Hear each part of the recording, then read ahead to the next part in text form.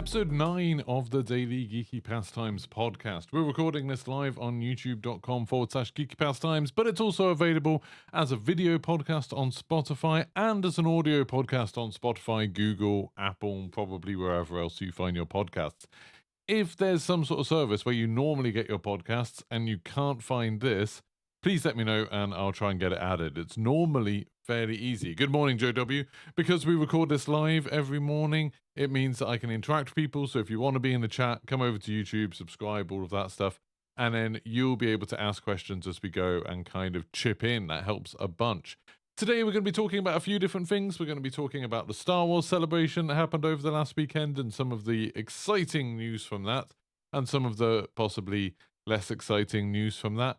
And we're also going to be talking a little bit about Call of Duty. A lot more Season 3 things were announced yesterday in a couple of blog posts. I did a really cool video about all of the stuff for DMZ. Well worth checking out. And we're also going to be talking about the kind of main topic of today, which is, do games need to be difficult? The difficulty question in gaming.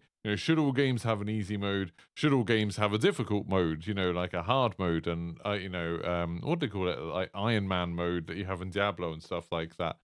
I'd be really intrigued to hear what other people have to think about that.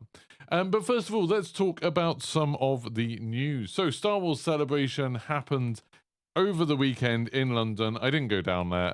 We're going to be possibly going down to London this weekend for the Pokemon Championships. So we might do that. I don't know. We haven't decided 100% whether we're going to or not. But I decided not to do Star Wars Celebration. To be honest, I didn't really know it was on until it started. And then the tickets were already sold out for Saturday and Sunday. But the fun part of it really is all of the different announcements and stuff like that. I don't know if that just started playing audio. Sorry about that. That was a bit weird. It seems like the IGN page is super hard to do anything. Anyway, I'm just getting up the announcements. Let's go through some of the big announcements, just for anyone who's missed out on all of this thing. First of all, there's been 3 live-action Star Wars movies have been announced. They're from directors, it says Dave Filoni, James Mangold, and Sharmeen Obaid-Chinoy. I don't know who any of those people are. I'm sure there's someone who's like, oh, well, so-and-so is the person who directed this, and it's, amazing. Just reading there, James Mangold is apparently the person that directed Logan and the new Indiana Jones film. The Indiana Jones film looks cool. I like the trailers. I enjoyed Logan. That was a good film. So that'll be kind of interesting. Filoni is apparently the creator of Star Wars The Clone Wars and Star Wars Rebels. I actually watched a little bit more Clone Wars last night. I've just about got to the point where Darth Maul starts coming into it. Still, it's a kids' TV. It's like background TV for me. I kind of can take it or leave it. But I've got Disney Plus, so I might as well watch it as much as I can, slowly catch up on it, I guess.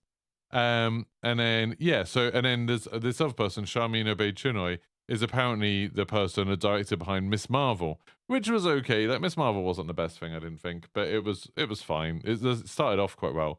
But anyway, they're leading a film apparently set after Rise of Skywalker that's all about Daisy Ridley returning as Rey to build a new Jedi Order. This is something none of these films are stuff that I'm super excited about. In terms of Star Wars, I've talked about it a little bit on here. I'm not a big fan of the Star Wars movies in general. The films that I really, really enjoyed are I really liked Force Awakens, I really liked Last Jedi, I really liked Rogue One, Solo was good, Phantom Menace is kind of it's, almost objectively quite a bad film in lots of ways, but there's stuff that I really like about it. I really like Duel of Fates, I really like the pod race, I really like the sort of design of the droid army and stuff like that. There's stuff to like about it, I think, for sure.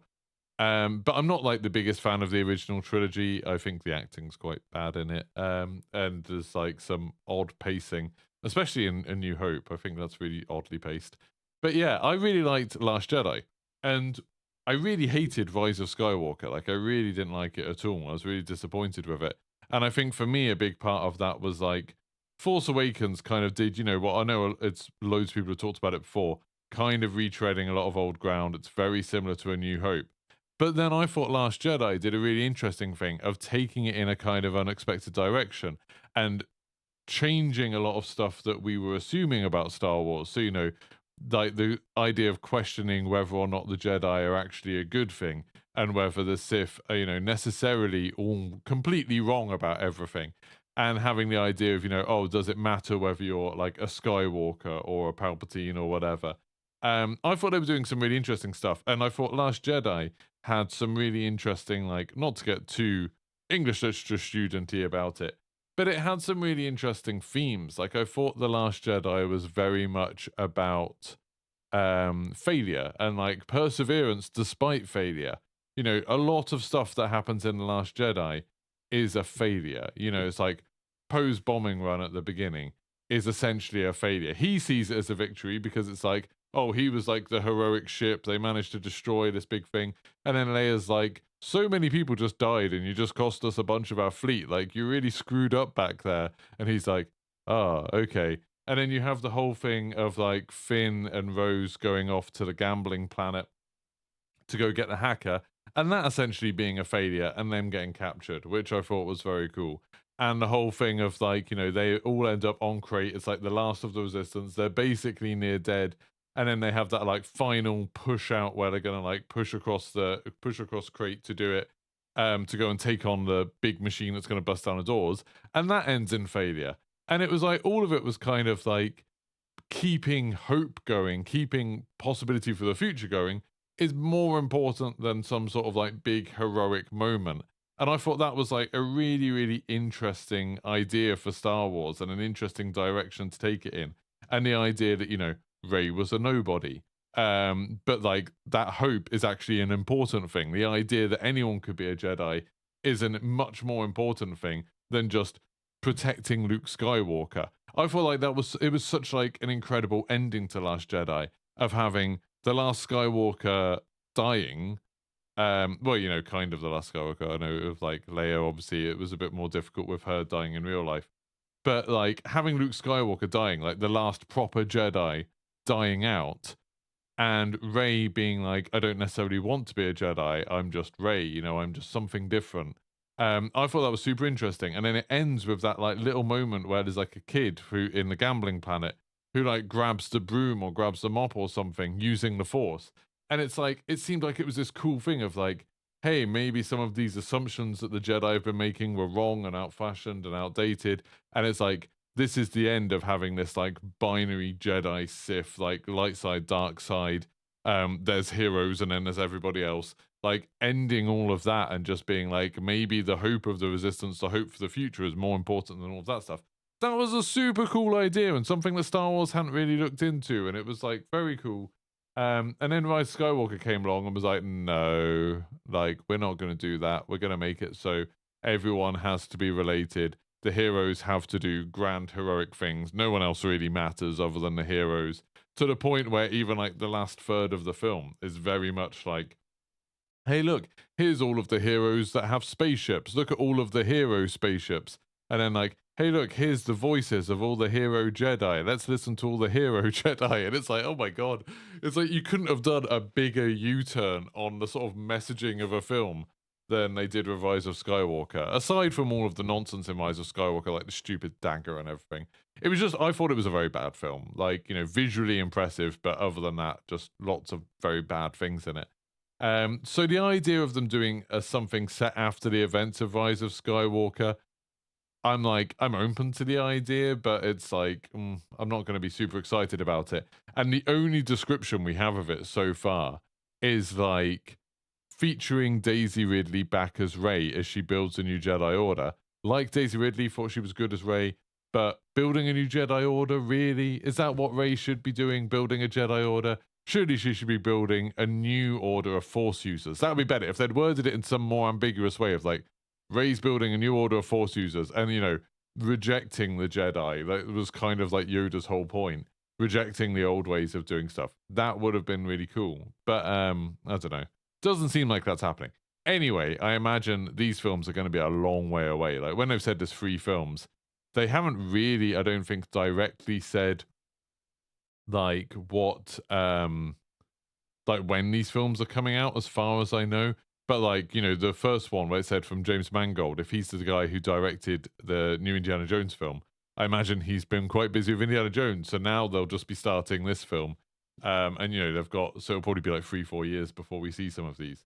But anyway, yeah. So Daisy Ridley is returning to Star Wars as Rey in a new movie set 15 years after the rise of Skywalker, and it's seeing Rey attempting to rebuild a Jedi Order as a Jedi Master. It's kind of annoying. Oh, it does say Kathleen Kennedy apparently said the new films are pretty far along in development, so that's kind of interesting. The other two films, I think one of them is what I don't know which one. Oh, Dave Filoni. Dave Filoni's one is the Mandalorian finale kind of thing.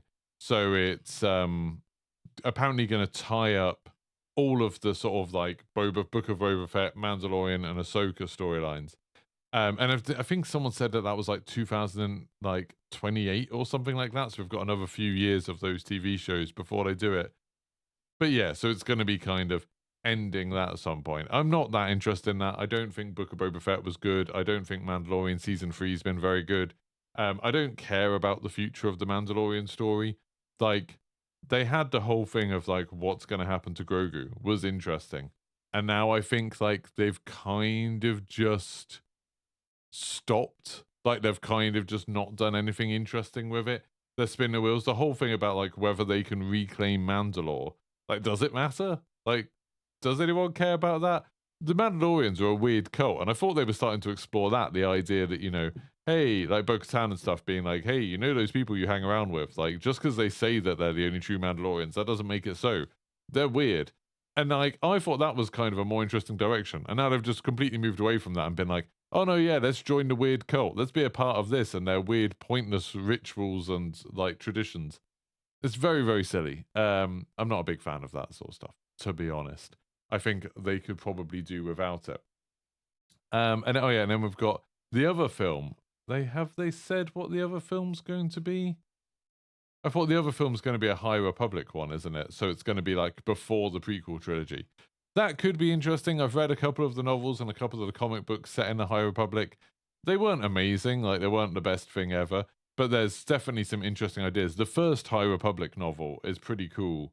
Maybe the first two. They sort of deal with this kind of disaster that I think is really interesting. And so if there's stuff about that in it, I think that could be quite cool. That could be quite interesting. It'll be interesting to see like if they're a bit more creative with like the ship designs and the characters and stuff like that. That was like one big failing of the sequel trilogy, was like so much stuff was just a slightly altered version of stuff that we'd seen before. Whereas the prequel trilogy, you know, we got droidicas and we got the Naboo starfighters and we got like the droid army and we got Grievous and we got all of these things that were completely different to anything we'd seen before.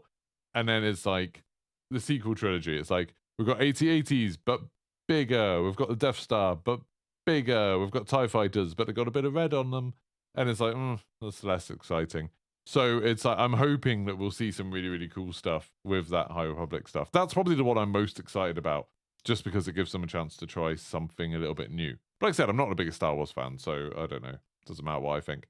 Oh, we've got another TV show, I think, The Acolyte, which is also set in a High Republic era, which apparently is going to be coming next year, so that's kind of interesting.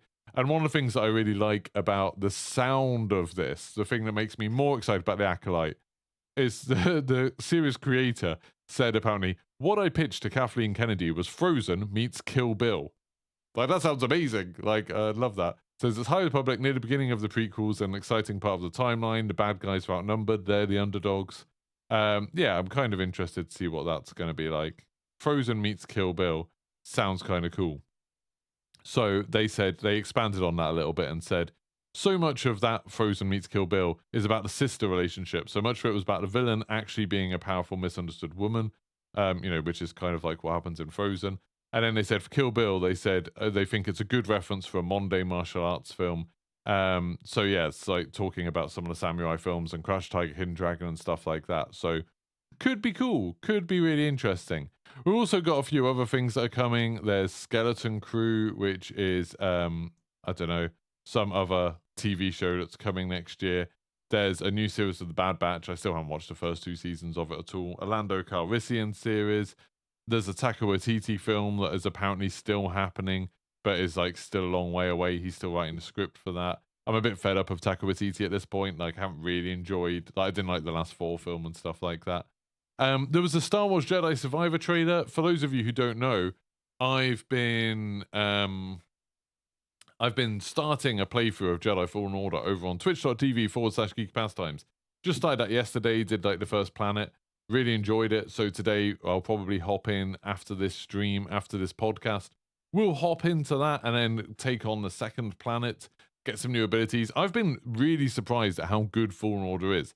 Like, I played it when it launched. I remember really liking it, but then I kind of just forgot about it. I just, didn't care about it that much. But like coming back to it, I'm like, my God, this is like, we haven't really had a game like that since that game came out. Like, it's really kind of in a class of its own in terms of like third person action adventure. There used to be a time where you'd get tons of games like that, when the Uncharted games were about, and we'd have games like Spider-Man and stuff. But we haven't really had anything since Fallen Order, I don't think, that's like that kind of thing. Really good. Sorry, High Lord Terror just said, our flag means death, helped me enjoy Taika Waititi again. Yeah, I haven't seen that. I think it's quite hard to watch in the UK for some reason. I don't know what channel it's on, but yeah. Oh, Alexandra said, what about Ahsoka? Yeah, Ahsoka's coming out. Like, I don't know. I didn't like that Obi-Wan TV show. I'm kind of worried that Ahsoka's going to be the same. Maybe it'll be good, but I'm not excited about it, to be honest. Yeah, don't care too much about it. Anyway, so yeah, Jedi Survivor is coming out. There was another trailer. I've stayed away from the last couple of trailers for Jedi Survivor because I'm just like, I'm going to play that game. I'm really excited about that game. I kind of want to be surprised. Every time I've seen like a screenshot or a snippet of that trailer, I've been like, oh, I would have rather have seen that for the first time while playing the game. So yeah, I'm just kind of trying to avoid that sort of stuff now. There's also something that's very exciting to me, but I'm a little bit kind of, I know it might not appeal to everyone, and that's that they've announced that Star Tours is getting some new locations, some new sequences. So for anyone who doesn't know, Star Tours is a ride at Disney World, and it's at Disneyland as well, and Disneyland Paris and Tokyo Disney. And it is like a simulator ride. So the idea is that you're going with a tour company in the Star Wars universe, Star Tours, and they're going to take somewhere, but you get in the ship, and the normal pilot is stepping out of the ship a bit while C-3PO does a bit of work on it, and then he ends up with the ship accidentally taking off while you're in it and C-3PO's in charge and R2-D2. And you go on a little adventure. And one of the cool things that they've been doing with Star Tours for years now is it used to just always be like the same sequence, but then they changed it so there was like a few different possible things that would happen, and it's kind of split up into segments. So it's like you can have a different beginning, and then you have a different second section, different middle section, and a different finale. And like, so nearly every time you go on it, you'll have like a different combination of sequences.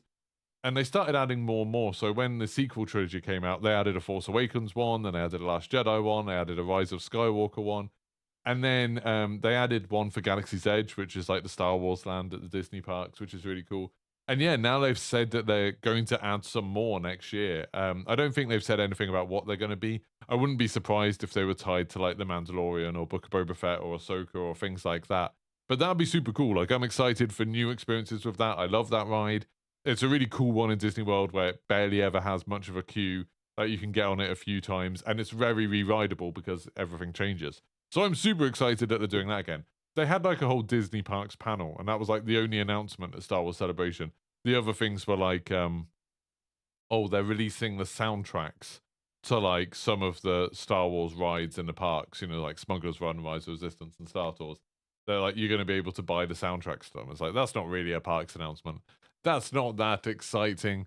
But yeah. Anyway. Oh, I just read a thing on this IGN article that said, Mandalorian producer confirms Din Djarin is no longer the only main character. Because I saw someone saying that, Mandalorian isn't the main character in his thing anymore. I mean, it's a little bit weird that, like, in the Book of Boba Fett, it ended up becoming a Mandalorian show, which was a bit strange. But yeah, I think it makes sense that Din Djarin isn't the main character anymore, that the Mandalorian could just, like, keep on shifting. Obviously, Bo-Katan's kind of the Mandalorian of the show's title now. They kept it very ambiguous. They didn't call it Din Djarin. It's like, the Mandalorian. So we had the story of Din Djarin, and it was kind of about his redemption, getting back into the fold with the other Mandalorians and finding, some meaning in his life that he found through Grogu and stuff like that. And his story's kind of done. I think that's why I haven't really cared about Mandalorian Season 3, that his story is just kind of finished. And now, obviously, the sort of focus is shifting onto Bo-Katan and onto her arc, of someone that made a sort of play for power across the Mandalorians but lost everything, but now wants to rebuild Mandalore. and rebuild the Mandalorians as like an actual nation or an actual, I don't know what you'd call it, a power within the galaxy. I think that's kind of interesting. I think that's cool. I like it. And then, hopefully when that's done, it'll shift onto another Mandalorian and do something completely different. I think that would be cool. But yeah, I think it's definitely, I definitely think the idea from the beginning was probably that the Mandalorian is about different Mandalorians and Din Djarin was only one of them. Because otherwise it's just going to get boring if it's just following him all of the time. Anyway, that's enough Star Wars Celebration stuff. Hope people enjoyed it. If any of you went, I don't know if anybody did, but it was fine. Someone just said BBC iPlayer. What? Our Flag Means Death is on iPlayer. Really? I thought it wasn't in the UK for some reason. Oh, I'll have to have a look. That's awesome. That's really cool if it is. And I've got no reason to doubt you at all. Hello, Ninja Cat. So, another thing that I should probably talk about in this episode before we move on, before we go on to the Games Too Easy, is some international snacks. Now, this is a weird thing, and I kind of wanted to broach a topic that I think will probably be the focus of a future episode, and that's sponsorships in these videos and how they work. So I think lots of people have very odd ideas about how sponsorships should work, how sponsorships do work with stuff. I saw someone the other day, Sinister FPS, who's a DMZ streamer who happens to live in the same city as me, and he was saying something about, all these creators went on a creator call for Call of Duty, and now they're all saying it's amazing after they've been talking like rubbish about it for the last month. And he was like implying that we'd been told, if we want to be in a creator call in future, you have to say nice things about Call of Duty. And it's like, it wasn't anything like that. And it never has been. I've never had, literally never, once in years, had anyone from Activision or Call of Duty or anyone ever say, can you say something nice about Call of Duty? Like, not once. They've never said, hey, can you talk about this? Or can you try and hype this up or anything? Like, that doesn't happen at all. Because as soon as it does, it becomes a sponsored thing. It becomes something that you would have to say, hey, this is sponsored. Hey, thank you for becoming a member, Alexandru. That's very, very generous of you. Oh, awesome. Yeah, like they just don't do stuff like that at all. Which is, kind of a good thing in a way. I don't remember the last time I had a company say to me, who weren't paying me, who weren't doing a sponsored post, say to me, hey, you need to say something good about this. Like, they just don't, it doesn't really happen as far as I know. I don't know. I can't speak for every game company in the world, but I haven't seen it happen. But sometimes we do sponsored stuff. And a lot of the time we get given free stuff by game companies, and that's always a bit of a grey area. Like, I always get given a free copy of Call of Duty every year. I get given COD points pretty much when I ask for them. Sometimes, hey, Alexandru, gifting 5 memberships. That's incredibly kind of you. Thank you very much. Make sure you say thank you if you just got gifted a membership by Alexandru. Man, that's super generous of you. I did not expect that. That's a huge help, Alexandru. That's super kind of you. Thank you so much. Yeah, so Call of Duty, give me a copy of the game. They give me some COD points sometimes when I ask, there's a bundle install I want. I'm like, hey, you can have some COD points, and they'll give it to me. That's fine. But that's kind of it. They don't ask me to say anything. They don't ask me to make videos about anything. They don't ask to see my videos before they go public or anything like that. When I've complained about Call of Duty, I've never had an angry message being like, hey, why did you say this? Like, never. And then sometimes, with game companies, they'll send you a code because they want you to stream it or they want you to make a video about it. That happens. Generally, I will stream it if I get a code from a game. It's very rare that they'll give me a code and I won't stream it. And sometimes I am streaming it because they sent me a code, because they sent me a thing. That definitely happens. But I try to always talk about that. There's been some interesting changes in the law lately where they've talked about the idea that you should, in the UK, you're meant to do like hashtag ad at the beginning of a video title or description, just if you've been given a product for free that the video is about. So every Call of Duty stream from all of the big streamers should be like hashtag ad Call of Duty stream, which I disagree with because that makes it sound like you've been paid to say something positive about it. Being given access for free, I think, is very different from being paid to say something nice about it, which is what I understand a hashtag ad to be. So all of this coming round brings me on to my topic of what I wanted to talk about just now, which is I got sent a box of snacks by a company. And they are not sponsoring this video. They are not paying me to say anything nice. They haven't said anything particularly pay nice, but they have pushed it a bit. They've been a bit like, they said, hey, we'd like to send you a box of snacks. You know, you could open it on stream or something like that. And I was like, yeah, I'm not going to do a video about it, but I'm happy to open it up on stream. I'm fine to do that because I want some snacks. I'm fine. Like, that's a nice little transaction thing. But then they also, like, when they sent them, I was like, I'm not doing anything else because they're not paying me. So I'm not doing anything like else advertising them.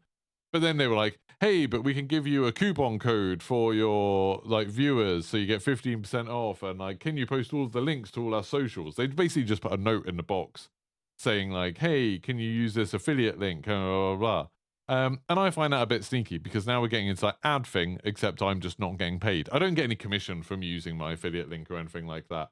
So I haven't been paid. I'm going to give you my honest thoughts on this snack box. Like, that's what it is.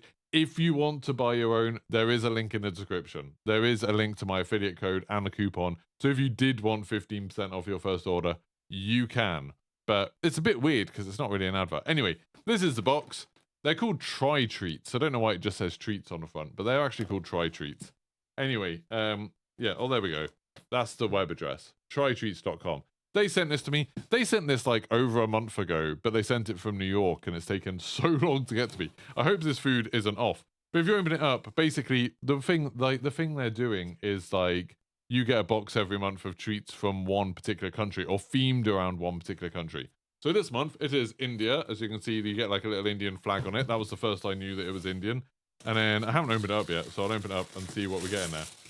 You get a little postcard of, hey, it's the Taj Mahal. And then it says on the back, this month's treats come to you from India, an enormous country of 1.28 billion. Blah, blah, blah. So it says the food. You get the 50-50 biscuit, which are biscuits that are sweet and salty at the same time. Another example is the Pista Badam, a biscuit that contains unique flavors of 3 different nuts in one cookie. You get glucose biscuits, the world's $1 best-selling biscuit, and more. So there we go. And then you get like a little fact card about India, lots of little facts, and a recipe. That's kind of cool. They give you a recipe on how to make something from India. That's kind of cool. And then a list of what you get inside, so I can tell what each thing is. And yeah, okay. And then it's like gives you a little thing on the back that lets you rate, you know, what was the best and what was the worst and stuff. Which I think like this sort of thing, to be honest, this sort of thing will probably be kind of fun in a family. You know, if you've got some kids that are maybe like, you know, haven't experienced lots of food from around the world, haven't been like super adventurous food for whatever reason, it's kind of a fun thing to be like, hey, you could try this, and every month they could try some stuff from different countries, and then maybe when they travel, they'll be more used to it. You actually get a bunch of stuff. I didn't realize that you get this much stuff. Like I said, they didn't pay me to say any of this. I'm just impressed at how many things you get. I don't actually know how much this costs, so it might be loads. I don't know. But we got some little time pass. They just look like salty biscuits. Little salty biscuits. We got some black bourbon biscuits. I don't know if Americans have the bourbon biscuits, but they're chocolate and cream inside them. These ones are vanilla, apparently. We got some happy biscuits. Those look quite nice. Those choco chip cookies. I might have some of those later. We got some nice time sugar showered coconut biscuits. I do like coconut stuff. That's good. These pistachio almond cookies. Good day. Kind of cool. Some butter cookies. There's lots of cookies in there, so I've got biscuits for days in here.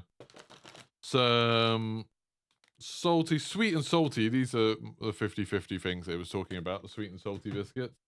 So I'm pretty sure Lay's are American and not Indian, but it does say specifically that these were made in India. So I guess Lay's is like a big international company. I hope this doesn't like... I don't know where the best before date is on this. Hopefully it says somewhere. Because like I said, these got sent a month ago. But crisps last forever, don't they? Anyway, I got some crisps. Masala flavored crisps. I'm sure they'll be nice. Some little gluco cookies. Don't know what that is. And we also got some of these little hearts. I've had these before. They're quite nice. But yeah, so I got a bunch of stuff. They sent me this for free. I might try some over the rest of the like time. I was kind of hoping they were going to send me something that would be funny to eat on stream. Some like, you know, something spicy or something like that. But it's not. It's just a bunch of biscuits. I got tons of biscuits, which is nice of them to send them to me. I'm sure lots of them will be nice. But if you want to check them out, the link is in the description below. So there you go. That's all I'm saying about that, because like I said, sponsorships are weird. But I will talk about that maybe a little bit in another podcast. Maybe we'll talk about it a bit more tomorrow, and I'll actually eat some of them while I'm doing it. Anyway, let's talk about the main topic. Now we've had a few different kind of interactions. Wait a minute, I just saw... Why have I got two things saying that Alexander gifted 5 subs? That's weird. It's come up twice, I don't know why. Anyway, the main thing I want to talk about, do games need to be difficult? This is an interesting topic. I've talked about it a little bit before. I actually made a video about this quite a long time ago, talking about the idea that I think all games should have an easy mode. And it was really talking about Elden Ring, you know, as part of that big discourse of, with From Software games, there's loads of these games, you know, like Demon Souls, Dark Souls 1, 2, 3, Sekiro, Bloodborne, and Elden Ring. I know I just messed up the order a little bit. But, like, should those games have an easy mode for people who want them? Because while, like, those games aren't as hard as people make out, like, they're challenging, but they're not, like, this impossible hardcore challenge that I think some people expect. I think most people who play games could finish them given enough time and patience. But they are definitely, like, more challenging than other games. And I've always found it a bit weird. It's like, I get that people enjoy the challenge. I get that people like the challenge of those games. And I think, like, those games being as difficult as they are is fine. Like, it's fine for that to exist. But I don't personally see the harm in those games also having a sort of story mode. And this is something that I've only really noticed in the last 5 years or so with games, is that a lot of the time, the lowest difficulty now, rather than being called like easy mode, is just called story mode. And they basically have a thing where it's like, for people who just want to enjoy the story and don't really care about the gameplay, there's a mode where you can just play through it, you can see everything in the game, you can experience everything in the game, and, like, why is that a bad thing? Like, I know there's loads of people, like my wife's one of them. My wife's not bad at games. Like, she's just currently trying to get all of the achievements on the Resident Evil 4 remaster. She's got all of the achievements in, like, Persona and Fallout and Skyrim and stuff like that. She's more than capable of playing these games. But she is kind of put off Demon Souls and Dark Souls and Bloodborne, Sekiro and Elden Ring. You know, she played a tiny bit of Sekiro and Elden Ring because it was just like, she doesn't want to sort of dedicate all of that time to learning to get good at those games, because she just doesn't care about those games that much. And she'd much rather just, like, she wants to see the world and wants to see the story and stuff like that. Like, she's kind of intrigued in that side of it, but isn't that interested in spending, like, you know, dozens of hours learning how to play the game. And it's like, why? Like, she's completely put off it. And it's like, why isn't there some sort of mode for people like her that, you know, want to buy the game and just want to experience it? And it's not like this is the sort of thing that would require an insane amount more development time. You know, we're not talking about creating new encounters or creating new parts of the map or anything like that. We're talking about just, you know, reducing the amount of damage you take, increasing the amount of healing you can have, stuff like that. You know, why not have, like, Dark Souls where you can have unlimited Estus flasks or something like that? Just so then people who just want to go through and play the game can do. People who just want to go through and enjoy it can do that. Like, I don't personally see the problem with that. And it's like, I'm kind of at the point where I think most games I can just play through on normal mode. And, you know, there's some games that I kind of prefer playing on a slightly harder difficulty. Like, you know, some of the Call of Duty games, because I play them so much. Some racing games and stuff like that. I'll put the difficulty up a little bit. And it's nice I've got that option, right, where I can be like, okay, in this game, I'm kind of enjoying the combat. I'm going to bump the challenge up a little bit. I find that really satisfying. I find that really good. But I can completely understand why people just want to do it normally. So what do you think? Like, let's have a read of some of the things that people are saying in chat. I know some people have said stuff from the very beginning, so I'll try and sort of scroll back and read some of these things. But if you've got your own opinions, let me know. So, let me just skip through to make sure I don't miss too many of things. Alexandru, who was the person who just gifted all subs, said, I think games should have an easy mode. I always start an easy story and then start again for Easter eggs. Yeah, like, I know lots of people that do that, where it's like, they'd rather play the game first in easy mode, and then, like, just so they can enjoy the story. And then they'd rather go, and then they'll go back if they enjoy the game, then they can go back on harder difficulties and try and do other stuff. And I think, like, it's something that gets ignored a bit in this conversation. I didn't actually talk about at the beginning, that nothing kills a story more than when there's meant to be some really tense moment that your character just escapes from, and you die, and you have to repeat like a cutscene, or you have to repeat a bit of dialogue, or you have to repeat a situation, but now you know what's going to happen, and so you just have to like go through the whole thing again. The Uncharted games and Last of Us, I think, are really good with that. That like in those games, you rarely have to repeat sections, and it like they've tuned the difficulty quite well to the point where you will feel like you're in danger a lot of the time, but you're actually not in as much danger as you think. So you're likely to get through it. And it like feels, in terms of the drama, in terms of the story, like you just managed to get away with something incredible. Like you just managed to do something incredible. And then the story carries on. But you can completely kill the pacing of a game if there's a situation like that that actually is hard, and you have to keep on doing it again and again and again and again. It's like, oh, this doesn't really make sense. There's some games where they do things in the game world to kind of make more sense of that, like BioShock has the regeneration chambers and stuff, and Borderlands does as well. Like there's some games where they make a point of the fact that you're respawning and you're trying it, but most games it's just kind of, oh, you died, we'll do that bit of the story again. And that's weird. Like you don't get that in films. You don't get like a moment in a film where it's like a quick quiz and it's like, have you really understood what's going on here? Did you pick up on that subtle inflection in their voice that actually hints at something that's going on behind the scenes? Because if you didn't, you need to go back and watch that bit of the film again. And that's kind of how it's treating you. You know, a book where it's like, okay, before you read the next chapter, can you just point out the 2 or 3 key themes that we've been exploring so far? And if you haven't understood them, it's like, okay, just go back to the beginning and try it again. That's kind of a Dara O'Brien joke from his stand-up. But yeah, it's like, but it's true. Like that's what happens. He was talking, Dara O'Brien in his stand-up talks about Gears of War. He's like quite a big video game player, and he was saying there was a bit in Gears of War, I think it's where you fight the blind berserker thing in the first game, and he kept dying there, and he like couldn't get past it, and he was like, this is nonsense that I can't experience the rest of this game because I'm stuck on one bit of it. I've paid for the game, I've paid for this story, I've paid for this experience, and now I'm stuck at this bit. And unless I sort of go through all the frustration of getting past it, I can't experience the rest of what I paid for. And it's like, that is weird. Like, that's a weird thing. I think, like, in terms of really story-based games, they should really let you experience the story. Like, kind of, almost like an ethically type thing. They should let you do it. Sorry, anyway, carry on with what other people were saying. Afa said, the Soul series is all about the challenge. Even as someone who loves the lore, a story mode difficulty wouldn't offer much. I disagree, Afas, because I think, like, a big part of the joy of the Souls games and, you know, all of the Souls games, like in Sekiro and Bloodborne, Elden Ring, is the exploration, is the, like, finding these weird situations, finding these weird characters, trying out some of the weird weapons and abilities and stuff like that. And I think the Souls games really kind of punish you away from that. Like, not only do they do stuff like, I really hate how Elden Ring, you have to like invest rare items into making certain weapons more powerful. And it's like, that just means that when you find a new weapon, you're like, well, I'm not going to use that because I've already spent so much making this weapon powerful. That's kind of stupid in itself.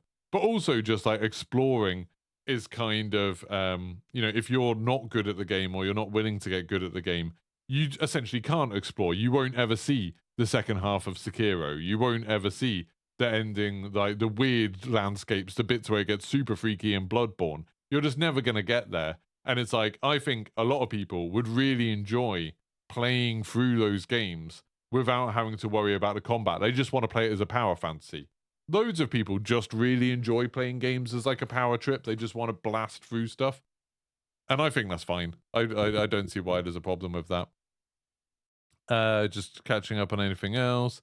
Medargo said he starts in normal or standard mode for most games. Souls games intimidate you, and if you're having trouble, you swap for a bit. Yeah, I mean, and I quite like that. I like having I like it when games have sort of essentially 3 difficulties. They have like the normal mode, which is like, and especially when it says this is the intended experience. Like, this is what the people who designed the story expected you to play at, and that's what the game's been designed around. So I'll play on that. And it's like, if it's a bit tricky, put it down to easy. And if it's a bit, you know, too easy, if it's getting a bit boring, whack it up to a harder difficulty. I love it when games like don't have achievements where you have to play through the entire game on one difficulty, and it's like there's no penalty for swapping, you know. So sometimes I heard of some people talking about Jedi Fallen Order, saying that like they would play through it on like Jedi Master because it makes the combat more interesting, like you have to parry and stuff like that and dodge. But then when they get to a boss, they would just try the boss a couple of times, and if they found it difficult, they'd just put it down to an easy difficulty, beat the boss, and then put the difficulty back up. And it's like, that's awesome. They're now having more fun with the game. They're experiencing more of the game. Like, that's good for everyone, in my mind. Lay's is a sister brand to Walkers, Texas. I thought Lay's and Walkers are the same thing, aren't they? It's just they call them Walkers in the UK, but they call them Lay's everywhere else for some reason. Weird. Anyway, Affa's saying people overhype how difficult the Souls games are. Yeah, like, I would say Dark Souls and Elden Ring aren't that hard. Like, again, most people could finish them. There's bits in them that are hard, you know, like in Elden Ring. Millennia is legitimately hard. I would say Sekiro and Bloodborne are quite difficult. Like, I remember the first time I played Bloodborne, I got really stuck for ages on Father Gascoigne right near the beginning of the game. I found him, like, insanely difficult. And, like, it put me off the game. I just didn't play it again for, like, literally years. I didn't go back to Bloodborne for a long time. And then when I did go back, I could beat him after, like, half an hour or so. But it was, like, the first time I came up against Father Gascoigne, I just found it so, so difficult. It was enough to stop me playing. Just reading another couple of things. There we go. Michael says, would you want to see a game that an AI could detect how you play in a game and base the upcoming levels based on how you play, like match your gaming ability? Yeah, Michael, I think that's how a lot of games actually work. Like, lots of games have adaptive AI, adaptive difficulty. So, like, I know, for example, the Left 4 Dead games work like that. They have the game director where, depending on how well you're doing, it will either, you know, if you're really struggling and you're only just surviving, they'll maybe cool it, not put so many special zombies in and give you a few more health items and stuff in the next area. And if you're blitzing through it and you're like, you've still got full health, you've still got loads of ammo, all of that sort of stuff, then they'll put some like really tough enemies in the next section to make it more difficult. And stuff like that always seems super cool when it works. I know like Alien Isolation does a similar thing where like, if you're like dying loads, the alien gets like a little bit easier to get past. And if you're like, found some way to exploit the alien's AI, in theory, it should learn to like deal with that situation. So if you're like always using the noisemaker to distract it, it will end up ignoring the noisemaker. Like, it will end up not caring about it. I don't know how well that system actually worked, but I remember hearing about it and thinking it was a good idea. I definitely think it's a good thing for games, especially single-player story-based games, single-player narrative games. If the game is just kind of watching you and being like, okay, they need a little bit of help now. Like, always keeping you on that edge, always making you feel like you're about to run out of ammo and resources and you're about to die, but then like keeping you alive for the next bit. I think that's always a good idea. And that's always the sign to me of a really good game, especially like horror games and action games, is like always making you feel like you're in danger, but then not actually letting you die. I mean, I think like a good analogy of it is people who play Dungeons and Dragons. When you've got like a dungeon master, you've got a really, really good DM. Like, you've got someone who, or GM, I don't know what they call it, Games Master, Dungeon Master, I don't know. The person in charge, if you've got a good one, they should always make you feel like you're coming up against severe adversity. You're coming up against a big problem, because that creates drama and that creates tension, that creates like emotion. But you should always prevail. You should always be able to get through. Like, no one's going to want a Dungeon Master or a Games Master who just kills you, who's just like, oh yeah, then a big rock falls down and kills you. Or nobody wants like that extreme, but also nobody wants something where they feel like they're just flying through it all. You want something like in the middle somewhere. You want to feel like it's difficult, but to prevail. Like, that's what everybody wants when they're playing any sort of game, isn't it? To feel like they're being challenged, but then to come out on top. And not coming out on top doesn't feel good. And not being challenged doesn't feel good. And I know, like, I get that there's some people who are like, have this idea that like, oh, but like you can learn to get good. Then you're sort of like, you know, you're getting better at the game. You're developing skills. It's like, but these skills don't matter. And we've talked about this before, but like, you're playing a video game. Like, you being good at Dark Souls, or you being good at Grand Theft Auto, or you being good at Super Mario World, like, doesn't matter. It's like not something, it's a completely arbitrary thing. You've learned to like cope with some completely made up rules that some designers put into a video game, put into a toy a long time ago. Like, that doesn't matter to anyone or anything. So your skill in the game shouldn't be a goal. I don't think. Like, I don't think a game should ever be like, hey, we're going to teach you to be really good at this game. Like, that, who cares? The game should make you feel like you're good at the game. That's what it should do. And it can do that by lowering the difficulty. It doesn't need to do it by making you good at it. Because if you do it by lowering the difficulty, then you're opening up for anyone to be able to play it. Like if I was designing a game, especially a single player game or a co-op game, actually, any game where it's like players versus the computer, the goal surely would be that literally anyone could play this game and have a great time. Like that should always be the goal. As many people as possible can play this game. Anyone, regardless of background, regardless of experience, can play this game, experience the entire thing, and enjoy it and feel like they were challenged. Like that's the goal, surely. And it's like there's different ways around that. But as soon as you get a game where you're just gatekeeping it and being like, oh, you're not good enough at this game, stop playing. Like, or you're like, hey, no, you'll be able to enjoy this game, but you do need to play it for like 20 hours before you get good at it. Like, no, I think that's bad. I think that's bad game design, personally. Someone said going on for sure. Madago said challenging for sure, and that's the thing. You just want to get in the game straight off. You're old and can't be bothered grinding. Yeah, like I mean, anytime a game is like, hey, you need to put a load of hours into this before you're having fun, it's like you're just wasting my time. I'll just move on to a different game. I don't care. I do not care enough about doing stuff like that. Ultraclart said you like how to do it in Forza Horizon. They ask if you want to increase the difficulty after you win a few.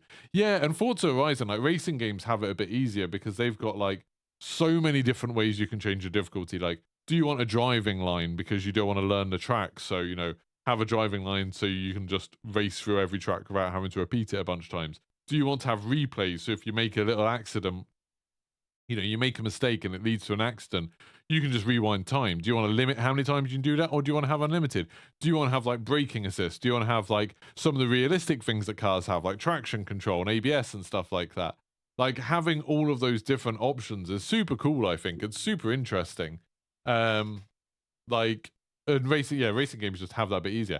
I mean, I think with shooting games, you could do that. You could be like, hey, do you want aim assist? Do you want to have the HUD up telling you stuff? Do you want to have a mini map? Do you want to have like one game that does it really well, I think is quite interesting, is the Assassin's Creed games, the more recent ones, like from Origins onwards.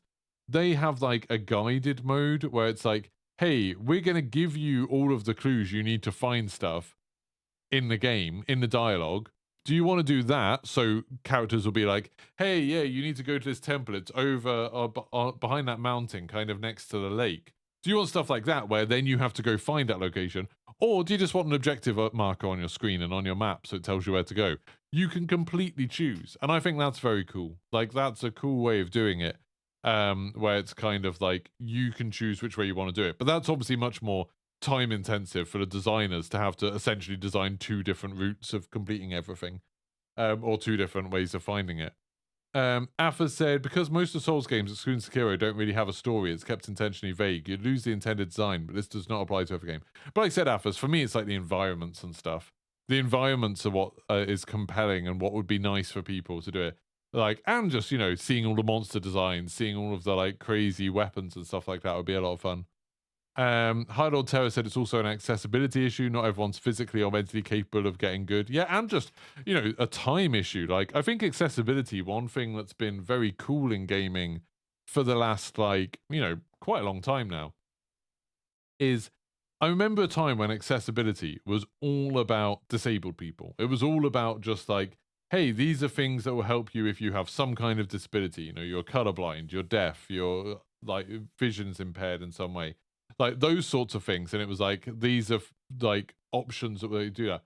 And increasingly the accessibility stuff is more like, hey, you can turn some of these on if like you just don't have a lot of time to play games, or like you've never played a game like this before, or like you're not really good at doing this with the controller. You can just use the accessibility issues. It's like more for everyone. It's just like, these are ways of making the game accessible to different groups of people. Because there's those people who want to play games and who want to, just play for an hour a week, and like that should be fine. Like I would almost say like Warzone, skill-based matchmaking is kind of an accessibility thing of like people who play for who play Warzone with their friends for an hour a week should not be playing against people that play all day. Like, no way should they be doing that. They should be able to get in games with other people who are like them, because then they'll still have that sense of challenge and stuff. And it's something we haven't really talked about yet. It's like, how do these things, difficulty options and stuff work for multiplayer? Like, how can you control it with multiplayer? Skill-based matchmaking, I think, is a brilliant way of doing it, of just like looking at, hey, over the last 5 games, you've been kind of this good at games. we're going to put you up against other people who are kind of as good as you all the time. I think that's a brilliant thing, and they should always strive to do that. But also just having things like good tutorials and not having mechanics in games that are completely obscure. Like, some of you will know, like, I tried streaming Escape from Tarkov a few times, and last time I did it, I feel like I nearly had a breakdown of just like the amount of stuff that you just had to know in order to play that game, that the game doesn't teach you at all. It's not stuff where it's like, oh, this is realistic, so you should just be able to use common sense to work it out. It's just weird stuff about that game that you had to know in order to be able to succeed in it. And it was like, this is awful. Like, this is just ridiculous that you have to essentially have someone teaching you the game, or you have to watch a load of guides and stuff before you understand these odd, like, weird, obfuscated mechanics and stuff like that. It just seemed like utter nonsense to me. Like, a game should teach you everything you need to know to be able to experience it and to be able to enjoy it. And, like, I always thought with Warzone 1, that was a big problem with things like slide cancelling. That slide cancelling gave you quite a significant... Oh, God. Just knocked loads of stuff on the floor. It gave you quite a significant advantage over people who didn't know how to do it. But the game never taught you how to slide cancel because it was a bug. You know, it was like an exploit, essentially, that they just kept in the game for a long time. And it's like, stuff like that, I don't think that should be encouraged. Of like, hey, there's this sort of weird stuff that only people who play the game a lot or read a lot about the game or watch videos about the game are going to know, and it's going to help you massively. Like, as part of an accessibility thing, the game should have a tutorial where they're like, teach you everything you need to know to be competitive. And if the games have like a feature or a mechanic that's not easy to do and not obvious, and only a few people are going to be able to do it, they should get rid of that mechanic, in my mind. Like, that shouldn't be a thing in the game. And, you know, like, you see, when you talk about multiplayer games, you obviously don't have difficult settings. But there are some multiplayer games where, even though you're playing against other people on a fair field, some multiplayer games are just harder than others. You know, like Counter-Strike and Valorant are much harder than Call of Duty. I could play a Call of Duty game after not playing one for ages and probably do okay in a multiplayer game and probably get a few kills in a Warzone game. In a Counter-Strike lobby or a Valorant lobby, you're just going to get absolutely destroyed because there's so much to learn. There's so many, like, skills that you need to pick up in order to do well at them. Or League of Legends or Dota, where, you know, they're incredibly complex. And even, you know, Call of Duty and Warzone is much harder than something else. Or Rainbow Six Siege, where you have to know the maps and stuff. And it's like, games like, you know, Star Wars Battlefront that we were talking about a bit yesterday, they do a really good job of, like, anyone can pick this up and be pretty competitive and have a good time. Obviously, people who are better at aiming will probably do a bit better, but there's, like, ways around that as well. It's just kind of, literally anyone can play this game and enjoy themselves and have a good time. And I get that, like, it maybe makes games less competitive in a way, but as I've said many times, probably every episode of the podcast so far, I don't care about games being competitive, personally. I think there's, like, a genre of competitive games that makes sense, like 1v1 games. You know, so things like fighting games like Street Fighter and stuff, games like StarCraft and stuff like that. Maybe even branch it out to, like, those really small squad-based games like Counter-Strike, Rainbow Six Siege, stuff like that. But I think the vast majority of games should, like, just ignore being competitive, and they should be fun. Like, being fun is much more important. And that means kind of making the game easier and making the game more accessible so everyone can give it a go.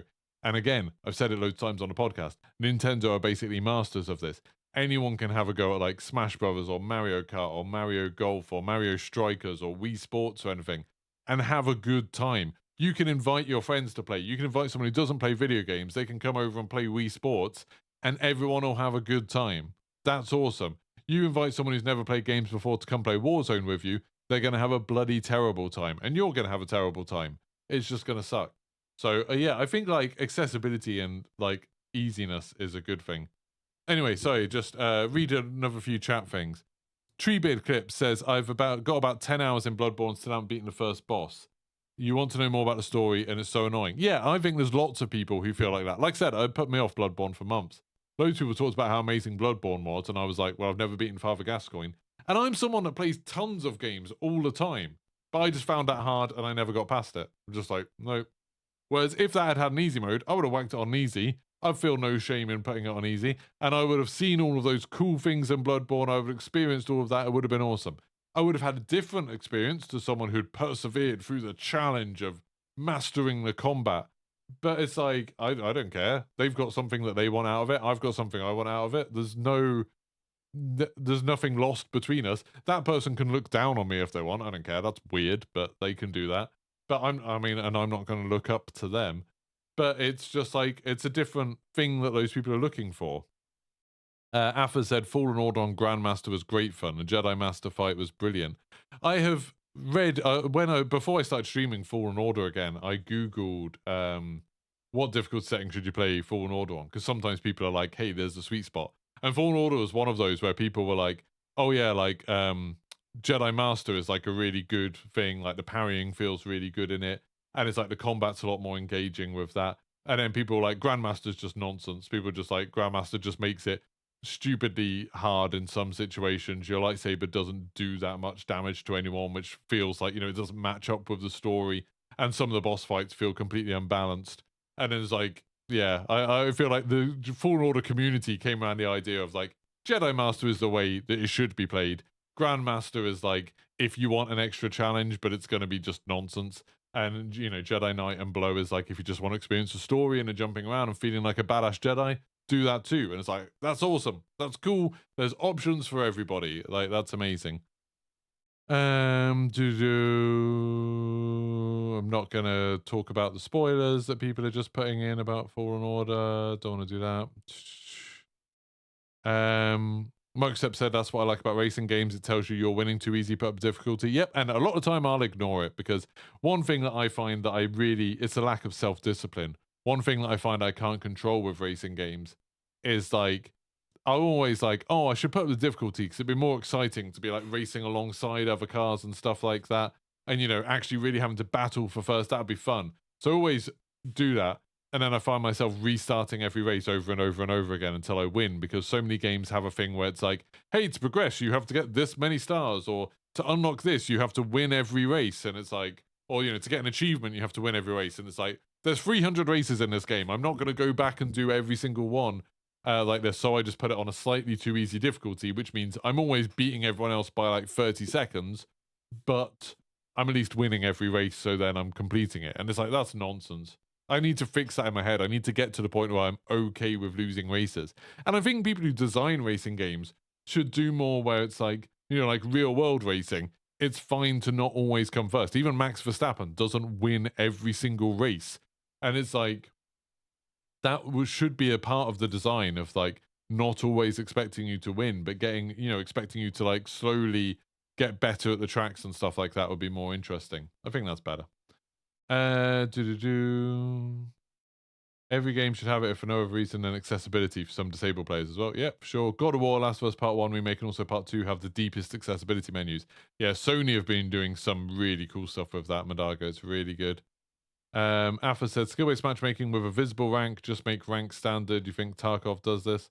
Does it? I don't know. Tarkov, you can't see the other people in your game what rank they are, can you? I don't know. Maybe you can at the end of the game. I don't think so, though. I don't think you can do stuff like that.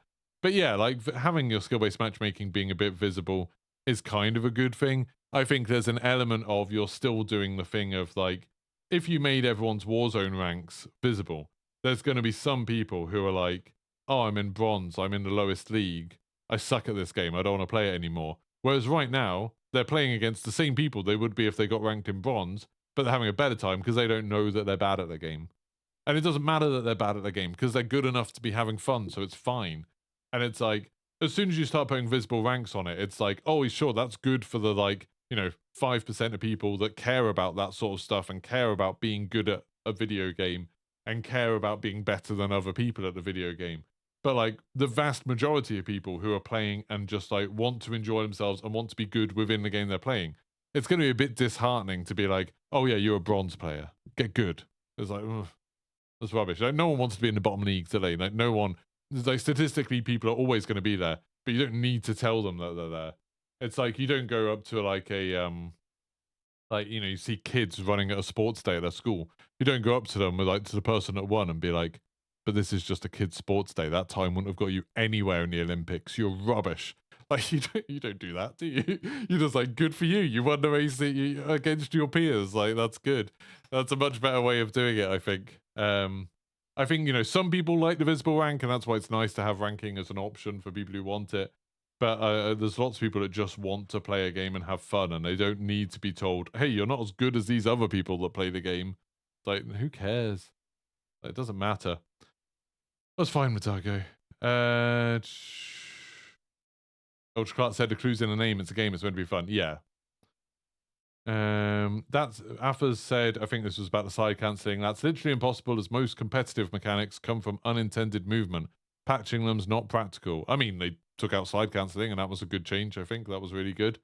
I think like they've done a pretty good job in Call of Duty of like getting rid of a lot of the like bunny hopping and drop shotting and slide cancelling and making that less effective, which I think they should do. I don't think like the main ways of being better at a game should be things that are like not obvious to people who just pick up the game. Like, you know, if you play Call of Duty, you should expect that the most important things are like positioning, reaction time, and aiming. Like, those are the things that really matter. And, you know, communication and stuff when you're playing with a team. And those are things that the game essentially, you know, it's obvious within the game that that matters, and you can try and get better at those things if you want to. But the game, you don't load up a game of Warzone and be like, I hope you're really good at hopping up and down and dropping to the floor when you're shooting and sliding around a corner and then cancelling an animation and cancelling reload animations, like that sort of stuff. Like, what? You got to be like super into the game. You got to be like a proper freak in terms of like loving the game before you're even aware that those things exist. Like getting rid of those sort of things is a good thing, I think. Fallen Order came out a long time ago. Surely there's an expiration date on spoilers. Maybe, but the sequel is literally coming out in 2 weeks, so I imagine there's lots of people that are going to go back and play Fallen Order now. So spoiling the end of the game for them when you don't need to, it's not like super important for the conversation. It just seems like nonsense. That seems like a bit mean. Random off-topic commentary bid. Sony made a car of Honda that you can play PlayStation 5 in. Looks wild. It's always weird. Like Tesla does that, doesn't it? Where you can play games on the central dashboard. And it's like, I can understand it maybe doing it when you're parked, but like if you're driving, even if it's the passengers playing a game on the central dashboard thing, that's like super distracting. Having it on the back of seats for kids, I understand. Like that makes more sense. Affers, not from Modern Warfare 19. They removed it from Modern Warfare 2, which is an entirely new game. You couldn't patch it in Modern Warfare 19. That was my point. Oh yeah, but I mean, it's like for all the stuff that they've kept the same from Modern Warfare 19 to Modern Warfare 2, I'm glad they've got rid of that. I'm glad they've took it out. I'm sure, yeah, there's lots of things that are difficult to change about games. Fine. But I think, like, generally my point across all of this is that, yeah, it's a good thing when games make things easy and more accessible. The more people that can play a game, the more people that can have fun in a game, the better. And I completely reject any kind of argument about game difficulty that revolves around, but people should get good at games. It's like, no. I talked about this a little bit, you know, in a few podcasts ago.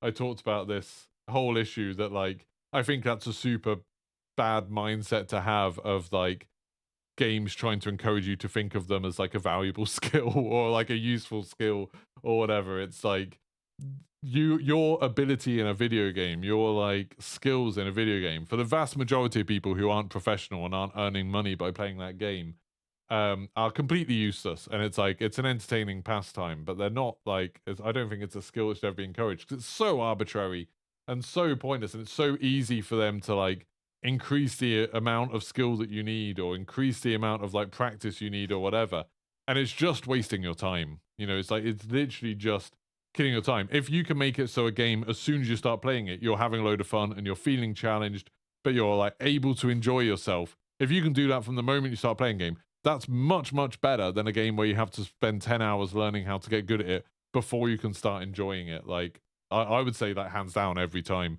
I think competitiveness and skill in games is like an insanely overrated thing that just doesn't matter. You know, you can look at all of the games. When I did yesterday, I did a ranking of games that I love, and it's like you look at all like a lot of the sort of best games like Spider-Man, Last of Us Part 2, and Red Dead Redemption, Grand Theft Auto 5, Titanfall 2. Like, none of those games require you to be super good to enjoy them, like, at all. Like, they're all, you know, Grand Theft Auto and Red Dead Redemption are incredibly easy gameplay-wise. Like, there's nothing challenging about them at all. And, you know, Last of Us Part 2 has loads of accessibility things and difficulty things and stuff like that. Spider-Man, the same. Like, they're all incredibly easy games, and it doesn't take anything away from how good they are. It doesn't take anything away from the experience. It doesn't take anything away from, like, how much fun they are.